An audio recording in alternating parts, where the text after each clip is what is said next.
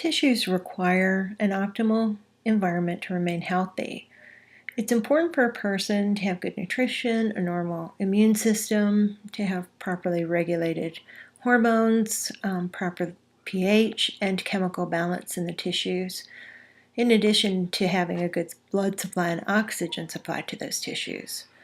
And we've already learned that mechanical pressures on tissues should be balanced to keep tissues healthy.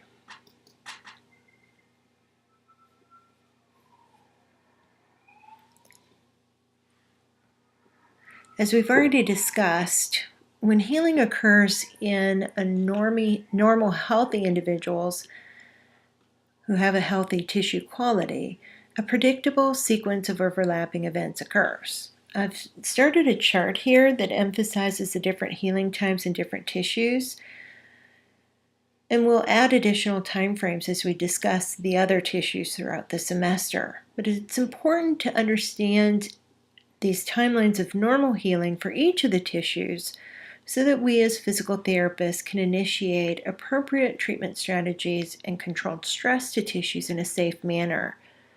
It's a fine balance between protecting tissues and the application of controlled stress or motion. This balance must be maintained in order to optimize the healing of periarticular tissues. Various diseases, disorders, and factors have potentially negative effects on periarticular tissues like ligaments, joint capsules, and tendons. The healing capability of these dense connective tissues and their ability to withstand unusual forces can be delayed by systemic factors that bear little or no direct relation to the location of a particular injury. So the objective for this short PowerPoint presentation is to relate the effects of metabolic disorders, systemic diseases, and other factors on connective tissue and its healing and biomechanics.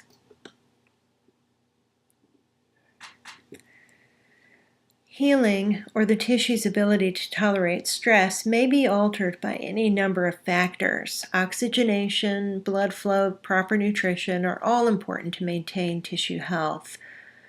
The most common factors that negatively affect periarticular tissues include aging, pregnancy, inherited connective tissue disorders, comorbidities, and various pharmacological agents.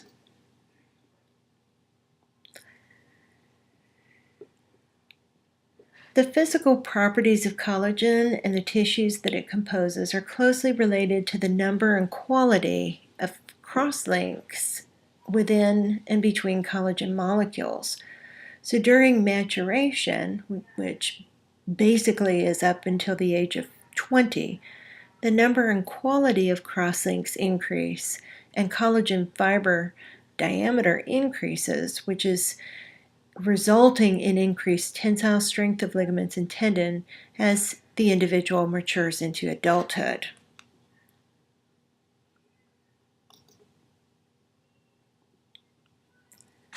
However, as we begin to age, after the age of 20, the production of collagen plateaus and gradually the quality of collagen diminishes, and that leads to a decrease in the tensile strength and decrease in stiffness of ligaments and tendons.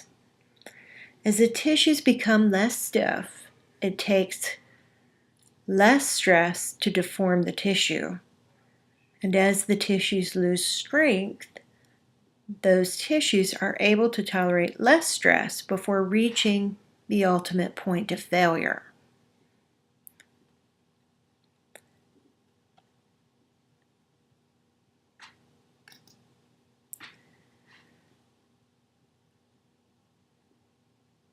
It's commonly known that the pelvic region ligaments become lax during the later stages of pregnancy due to the hormone relaxin, which is an insulin-like growth factor that's capable of altering gene expression in fibroblasts and ultimately results in temporary changes in biomechanical properties of tissue. So the ligaments become less stiff, or it takes less force to deform them, but the stiffness of these structures is restored after the early postpartum period.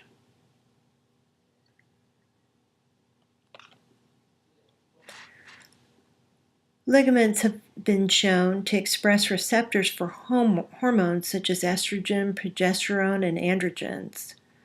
This suggests that there's a possibility that ligament function in men and women might be regulated in part by gender-specific hormones. Excessive ligament laxity, also known as benign joint hypermobility syndrome, is much more common in women than men. And studies have shown that some female athletes experience higher rates of ligamentous injuries than male athletes participating in the same sports at the same level. But it's unclear if this is an issue related to generalized joint hypermobility, which does occur more in women than men, or if it is in fact related to hormonal issues.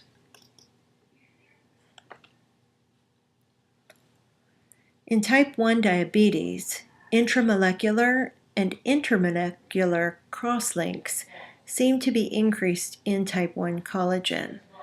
These crosslinks may interfere with the degradation of collagen by collagenase and may be related to the high incidence of stiffness in the hands of type 1 diabetic patients and the diagnosis of adhesive capsulitis and tendinitis or tenosynovitis of the hand, including de Quervain's, trigger finger, and possibly carpal tunnel syndrome in these same patients.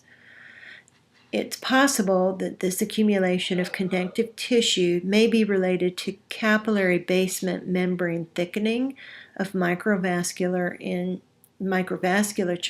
diabetic patients and in the development of both micro and macrovascular disease in these patients. Dr. Wendland will go into a lot more detail about the specific effects that diabetes has on wound healing in your integumentary course this summer. Genetically inherited connective tissue disorders like Marfan syndrome or Ehlers-Danlos syndrome result in altered collagen metabolism. These alterations are related to collagen deficiency, abnormalities in collagen structure, and the possibility of an imbalance of elastin and other proteins in connective tissue.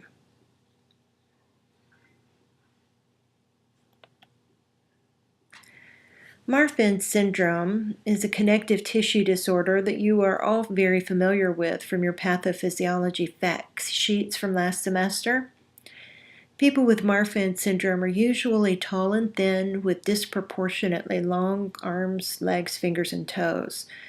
The most dangerous complications of Marfan syndrome include the circulatory system resulting from faulty connective tissue that can weaken blood vessels.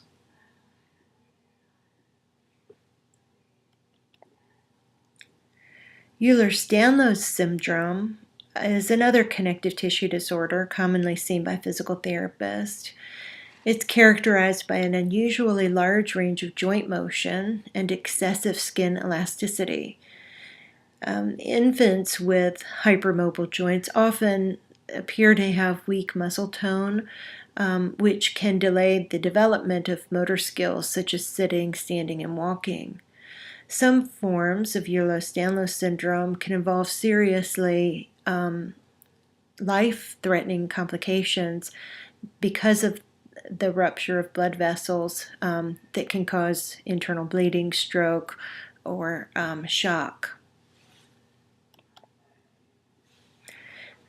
The loose joints or instabilities are commonly seen in Ehlers-Danlos syndrome, are basically unstable and prone to dislocation, prone to chronic pain, and early onset of arthritis. Physical therapists can prescribe the use of orthotics to help stabilize the unstable joints and thereby improve function in these patients. Rheumatologic conditions such as rheumatoid arthritis and ankylosing spondylitis, which is an inflammatory disorder primarily involving the sacroiliac joints and spine. Both rheumatoid arthritis and ankylosing spondylitis are usually associated with an inflammatory infiltrate that destroys collagen, resulting in joint pain and instability. Later this semester, we will be discussing these rheumatologic conditions in a lot more detail.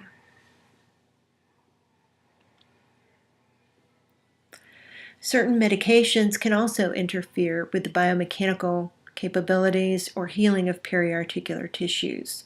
Cipro or Levaquin are a class of broad-spectrum antibiotics called fluoroquinolones, which are used to treat various bacterial infections and are sometimes prescribed prophylactically for travel overseas.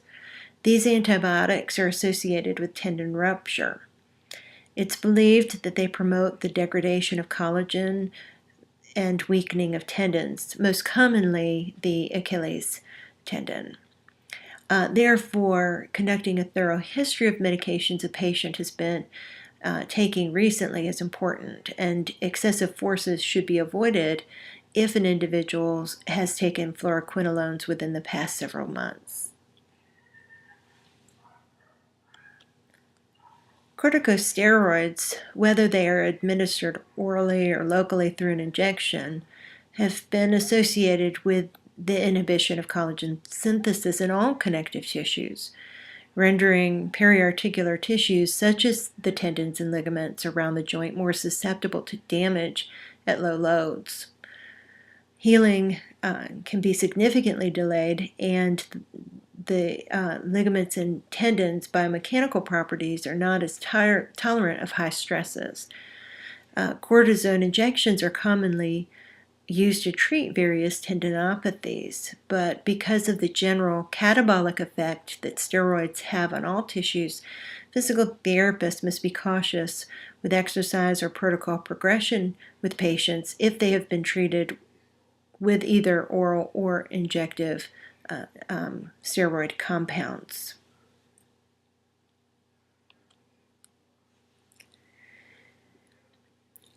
I know this PowerPoint presentation is short, but I'm trying to keep it very much to the point of information that you really need to know in order to take into consideration all of these factors when treating patients.